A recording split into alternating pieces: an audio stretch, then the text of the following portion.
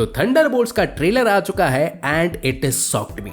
नहीं, ट्रेलर देख के नहीं, वो तो मैंने 1 महीने पहले देख लिया था। ये जिसे रैंडम टाइम ड्रॉप हुई, पूछना मत मैं क्या कर रहा था, बट ड्रॉप भाई हो ही गई है। तो हमने एज ऑलवेज सेंट्री से लेके बलंडर बोल्ट्स, विंटर सोल्जर से लेके अवेंजर्स टावर, हर एक के हर किसी के डिटेल्स भाई उखाड़ उखाड़ के निकालेंगे। तो लेट्स ब्रेक इट डाउन। तो ट्रेलर शुरू होता है येलेना के साथ। ये मे भी बहुत दिनों बाद अपने बेवड़े बाप अलेक्सी से मिलने आई हुई होती है, और वो भी प्रोबेबली एनलाइटमेंट के लिए कि झंडू से लाइफ में अब वो ऐसा क्या ही करे जिससे उसे एक नया पर्पस मिले। बिकॉज लाल कमरा तो उड़ गया, या जब धूल बन गई थी तो बहन भी टपक गई, और आखिर में बहन का बदला भी लेने जिससे गई थी तो वो भी अच्छा आदमी निकल गया। तो करे ही क्या। इनफैक्ट भाई एग्जैक्ट सेम स्टोरी पूरे के पूरे हमारे थंडरबोल्ट्स की ही होने वाली है। किसी का भी ऐसे कुछ पर्पस या गोल जैसा कुछ बचा ही नहीं होगा। कुछ फैमिली बना के मूव ऑन कर चुके होंगे, तो कुछ रिटायर हो गए होंगे, तो कुछ ऐसे ही पेट पालने के लिए चिंदी चुंदी से कॉन्ट्रैक्ट से लेके जी रहे होंगे। बिकॉज एक कॉमन चीज इन सबके बारे में पहले ही जान लो कि सारे के सारे तो हमारे पहले हरामी लोग थे, तो अब जब ये बदल चुके हैं तो सोसाइटी इन्हें एक्सेप्ट कर ही नहीं रही। सारे के सारे आउटकास्ट है, कुछ भी करे घंटा किसी को फर्क नहीं पड़ता। तो इसीलिए येलेना अलेक्सी से उनके विचार मांगती है कि पिताजी तुम्हारा क्या कहना है। बट समझ ही गए होंगे इनके टल्ली लेवल को देख के कैसा ही ज्ञान दिए होंगे। बट अगला सीन भाई बीमार था,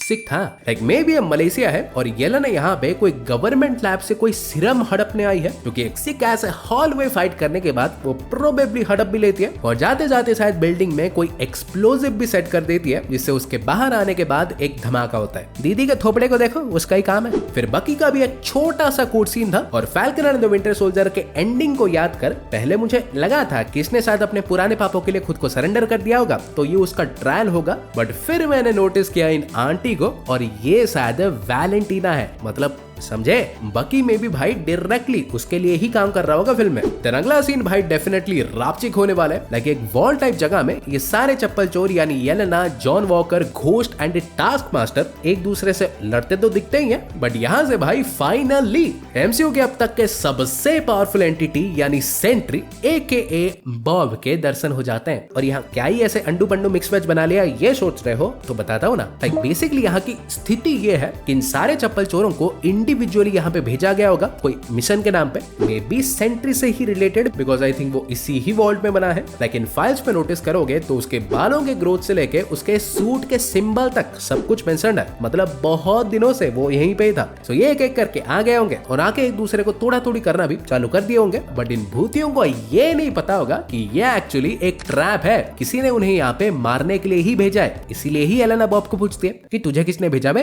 बट ऑब्वियसली उनकी फिल्म है तो इतने जल्दी तो मरेंगे नहीं।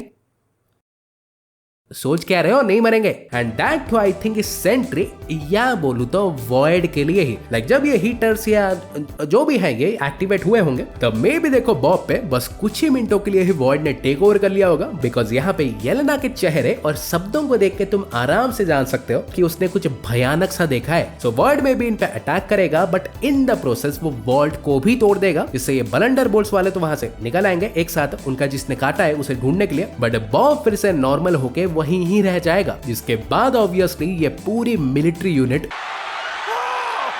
गोलियां खत्म हो जाएगी, उसका बाल तक नहीं हिलेगा। वैसे नोटिस भी करोगे तो उसके हॉस्पिटल गाउन से ही पता चल रहा है कि वॉइड ने ही उसे कंट्रोल किया था, बिकॉज वो भाई जलने के मार्क्स है न कि बुलेट्स के। पर अगला सीन भाई बड़ा ही इंटरेस्टिंग था। लाइक 2012 में न्यूयॉर्क बैटल से डेडिकेटेड एक म्यूजियम में, जहां बेसिकली देखो लोकी के सेप्टर से लेके probably Chitauri army and even Avengers की भी कोई ना कोई ऐसी चीज होगी, हॉकाई का तीर में भी हु नोस। तो वहां पे भाई वैलेंटीना और उनकी असिस्टेंट मेल दिखती है, और यहाँ पे तुम्हारे भाई ने 2 चीजें नोटिस की और एक चीज कंफर्म कर ली। लाइक पहले तो भाई आंटी जी का hairstyle totally comic accurate है। फिर एक ऐसी जगह पे पार्टी करने का मतलब देखो 2 ही हो सकता है, आइदर तुम हनी सिंह हो या तो हनी सिंह हो, और क्योंकि दोनों ही नहीं है तो इसका मतलब वैलेंटीना ही इस म्यूजियम को ओन करती है। इनफैक्ट भाई ये म्यूजियम ही ऐसे अकेली अवेंजर से रिलेटेड चीज नहीं है जिसे वो ओन करती है। और फाइनली यहाँ पे बकी भी है, तो इसका मतलब कंफर्म्ड वो वैल के लिए ही काम कर रहा है, and may be middle of the movie he team को ज्वाइन करेगा, तब तक अकेला। देन इसी दौरान एक ड्रीम सीक्वेंस था आई थिंक। लाइक येलेना एक जंगल से भागते हुए उसके रेड रूम के ट्रेनिंग हॉल में गिरती है, तो मोस्ट लाइकली कोई सपना ही होना चाहिए। फिर घोस्ट का भी एक टनल से नीचे जाने का सीन था, जो कि आई थिंक तभी का ही होगा जब वो वॉल्ट पे गई होगी। देन बकी साहब का एक सीन जिसमें वो अपने हाथ को लिटरली एक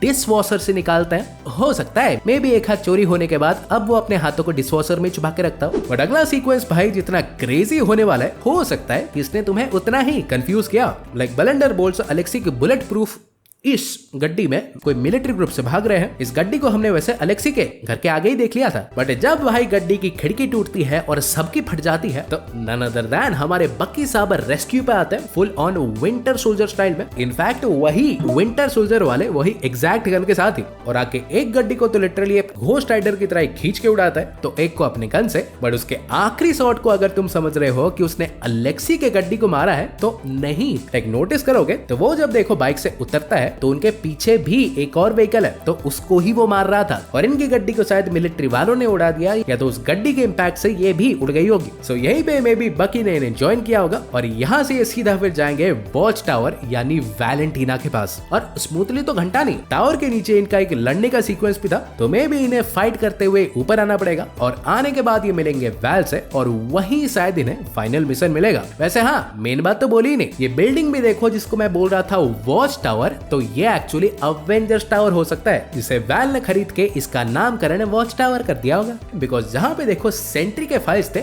नोटिस करोगे तो वहाँ पे वॉच टावर भी मेंशन था, और ये दोनों फाइल्स एक साथ थे, तो इसका मतलब तो सिंपल है, सेंट्री भी वैलेंटीना से कनेक्टेड होना चाहिए। होना क्या भाई है, बिकॉज एक लिटिल शॉट में वो अपना पूरा ऐसे एम्ब्लम सूट वूट पहन के वैलेंटीना के पीछे वाले स्टेयर से ही उतर रहा था। मींस वो भी एटलीस्ट अभी के लिए तो वैल के अंडर ही है, जो कि वी ऑल नो कि ज्यादा देर के लिए रहेगा नहीं। तो हाँ गाइस, आज के लिए इतना ही था, और बलंडर थंडरबोल्ट्स को लेके तुम्हारे क्या विचार हैं, थ्योरीज हैं, डेफिनेटली लेट मी नो। और ऐसे ही रापचिकदार ब्रेकडाउन्स पाते रहने के लिए चैनल को सब्सक्राइब कर दो, और मैं तुमसे मिलूंगा एक और वीडियो में। सो गाइस, तब तक बाय और टेक केयर।